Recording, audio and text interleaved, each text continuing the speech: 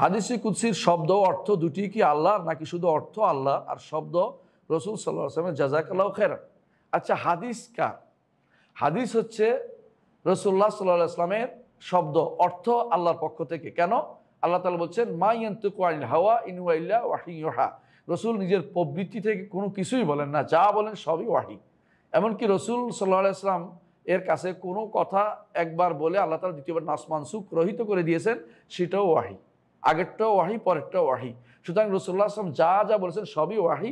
এই ওয়াহি যেটা রসুল্লাহ সাল্লাল্লাহু আলাইহি ওয়াসাল্লাম হাদিস হিসেবে আসছে, সেটা হচ্ছে অর্থটা আল্লাহর পক্ষ থেকে, শব্দটা রসুলের পক্ষ থেকে। কিন্তু হাদিসে কুদসি সেরকম নয়।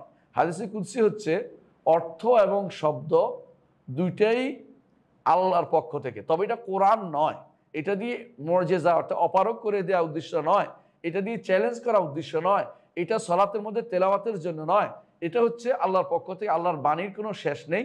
আল্লাহ তাআলা কোরআন ছাড়াও তাওরাত নিয়ে কথা বলেছেন, ইনজিল দিয়ে কথা বলেছেন, জাবুর নিয়ে কথা বলেছেন, সুহুফ ইব্রাহিম ও মুসা, এগুলো আল্লাহর বাণী।